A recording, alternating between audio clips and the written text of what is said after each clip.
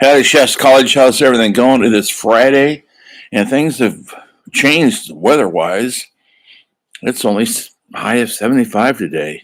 Last week it was 105. Week before that, 112. And supposedly next week, back up to the hundreds. But we'll take this weekend. Threatening rain. Hope you're all doing well. It's the end of our first week.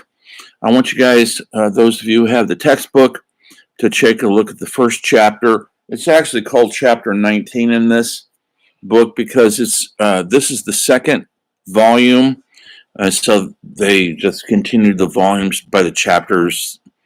So that's why it's not chapter 1, chapter 2, but it's essentially in page 4 and 5. And it gives you a good thumbnail catch, or I should say sketch of where we are, what we're doing this week. It's the beginning of the so-called Renaissance. And why is that happening? Well, that chapter explains a lot. You can research it. Look at those documentaries I've posted on modules that's going to help you understand the Renaissance, why it's so important, and how things started becoming what we would call modern times because of many reasons, but and I'm going to list a few of them here that are listed in this book and in the documentaries, but one of them is the trade. World trade was coming to places like Rotterdam in Italy, and traders are coming into those areas to trade goods and services, and they're bringing culture from other countries. This long before the social networks. This was the social network, long before cell phones or internet, anything. We didn't know unless someone showed up from a different country what was going on in the other country 5,000 miles away. And so when the traders would, the goods and services people would show up to do their trading, they exchanged information, language, they were exchanging art, their knowledge of where they're coming from, and they're imparting it on the local people. And so a place like Florence, Italy, was a hubbub of that information gathering city. And I mentioned last week, that's the birthplace sort of the Renaissance. I mean, it's touching down in other places like Amsterdam, Rotterdam, and elsewhere, Paris. But Florence is important for many reasons in Italy, one of which is, I mentioned already, the sewage system was essentially established there. And as it was starting to be established on the people were realizing that you could be sick. You could get all sorts of diseases if we're living right next to waste product and human waste. And the sewage allowed the water to take the waste out of the city. People became healthier. They weren't sick. The hepatitis was going out into the ocean to pollute the ocean. But people became more healthy. They lived longer. They were eating better because of this. I know it's a simple thing, but think about it, folks. Have you ever not lived without a toilet? Maybe you have. In a van somewhere, it's not the best environment to be around. Even animals don't like to eat where they essentially use the bathroom. Animals don't like it. Their instinct says, move away from our waste, go eat over there, but go waste product, poop over there. We need to listen to the animals. They know what they're doing. That's instinct. And so as soon as we got away from our own human waste, we started feeling better. We started thinking. Philosophers started writing. People were getting more educated than ever before. And so people were being able to read more than ever before because Gutenheim started the printing press. He made a way of actually making paper, and very primitive paper, and printing out documents We've never seen that before. Before, there had to be printed out by hand, by people taking notes and writing, scribbling, and so the information was slow in coming. The printing press made it everybody could start reading what was being printed. And so then authors like William Shakespeare started printing his plays. The normal average person could get a copy of Macbeth or Othello and read it, which was, and they could read because now they're learning how to read because there's more opportunities to see reading material. I'm not going to talk about it this week, but next week we'll be talking about Shakespeare and the first novels, Cervantes, um, and elsewhere where the novel, modern, what we consider the modern novel, is being created for mass consumption. You can now buy pages in the marketplace and follow a story. We've never seen this before, and this is happening all around in Europe. We're still very new here in this country. It wasn't happening here too much yet. We get to the States after during the Revolutionary War, but that's in a couple more weeks. We're not there yet. But in the meantime, political figures, philosophers, painters, Michelangelo, Leonardo da Vinci were starting to pop up and getting worldwide recognition because the traders would come in from all over the world and they would maybe buy a painting or see a painting, steal a painting, and that they would take it back to where they came from, and then there'd be an exchange of ideas and of art. The social network was the trade industry, imports and exports, and then people were actually make a good living. But you had to sail the ocean, which was still very long, hard to do. Take months to go from one point to one point, and you had to be a hardy person to do this. And so sailors were starting to become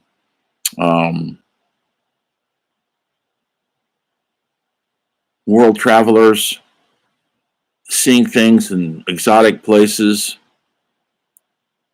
and bringing these stories home to their families. In the meantime, the Holy Roman Church, Catholic Church, controlled everything. They made the rules, they made the morality rules, the ethical rules, and they controlled it with a firm grip with standing armies. This went on for hundreds of years until a clergyman by the name of Martin Luther showed up. And he thought, why is religion not free for everybody? Why does religion have to be at the point of a weapon? Who dictates what religion is or what I could do with my faith? And so he broke away from the Catholic Church, which was, he could have been executed for that. And he wrote essentially a manifesto, the 95 Theses, and he posted them on the church door of the Holy Roman Catholic Church. It was almost considered an act of treason, but and I hope you guys watch that documentary I posted, and you read the material in the book here in this chapter 19. Martin Luther's mentioned in there. Research on Martin Luther, and folks, this is not Martin Luther King. Don't get that mixed up. I know you probably have never heard of Martin Luther, and you've all heard hopefully of Martin Luther King. Well, there's a reason why Martin Luther King, his middle name was Luther, folks. He was most likely named after this person. But he was hundreds of years before our Martin Luther King came into existence. And he was a radical religious figure who broke away from the church, and they actually put him on trial. But It's essentially the start of religious freedom and the Protestant ethics, the Protestant ethos, that he's responsible for creating this movement. And we still have that divide. Just look at Ireland. The Catholics and Protestants have been fighting each other there for hundreds of years. Will it ever end?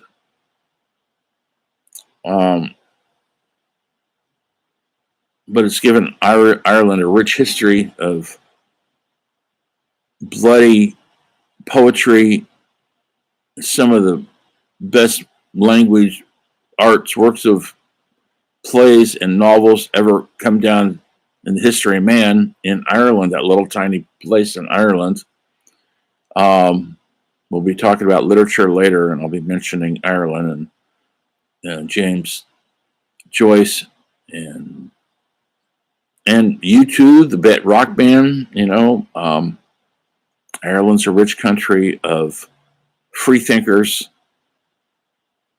who were struggling for identity in the world. They still are, because they're still part of England. They don't want to be. Can they be? Should they be free? Anyway, that's another topic for another subject we'll be getting at down the line. Your paper has been assigned. Your first essay signed. Go into the assignments, click on.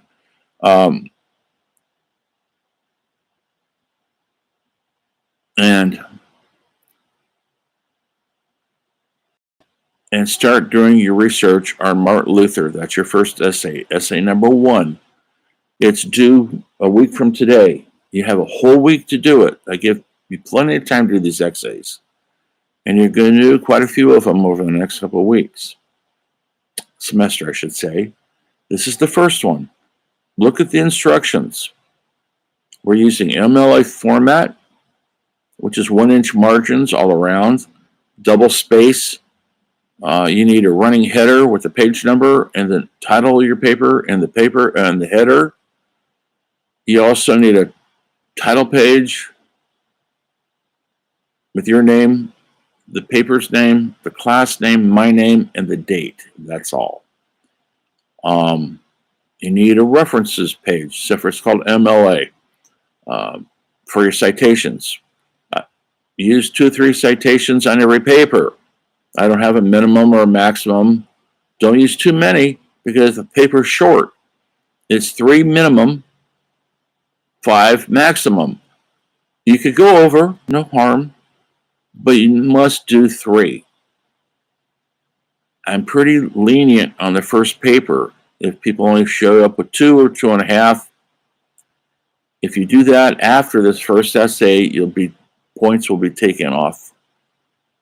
I want 3 solid pages. Don't pad it with a bunch of block quotes or huge margins or spaces. Stick to the rules. Your paper has to look like a college academic research paper, and this is the format they are in the humanities. It's a little different in the sciences. Not much, but it's a little different. Make sure you use your own words and thoughts and ideas and critical analysis. I don't want a copy and paste job from Wikipedia. I could spot those a million miles away. I know AI is out there, and Chess College is working on getting a system of spotting AI papers. I trust you to write your own paper. What's the point of getting educated if you just want to cheat the system? Go for it. Many have in the past, and many have gotten busted. If you cheat the system, you will fail the class. It's not worth it. Education is all about learning and earning. It's not easy. You're learning new things. Over and over again, I get students saying, I never knew this happened. I never knew of this. Well, good. That's what education's about.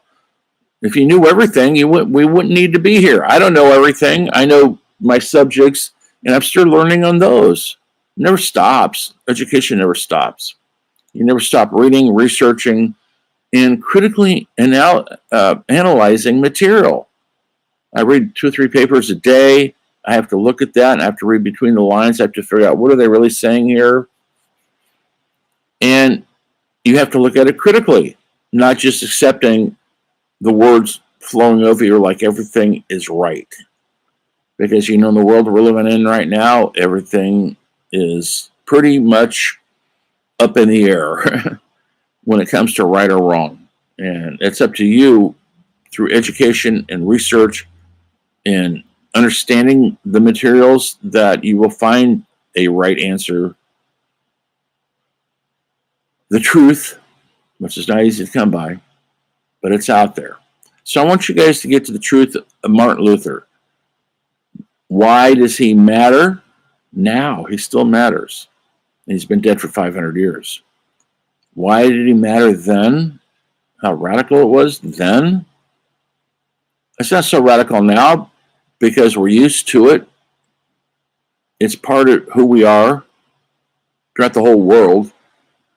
But when he first went and broke away from the church, had never been done before. And if it had been, people were put in jail, persecuted, or executed. So look at Martin Luther in a new light and learn and be amazed of this very brave, scholarly, educated man. So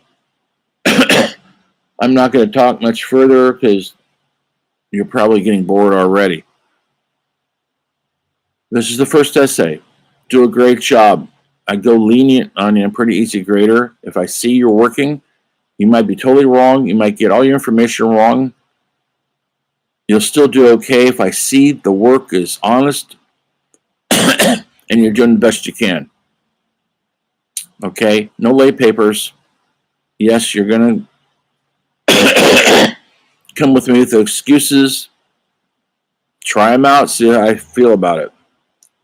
Sorry, I'm coughing. Excuse me. It's the weekend. Try to enjoy it. Try to enjoy this weather. It's nice and cool for once. Wearing a sweater in my house, and I haven't had a sweater on since May. Even my cat slept inside the house last night. She was too cold to sleep outside, which she usually does. Anyway, stay warm. Last week I'd say stay cool.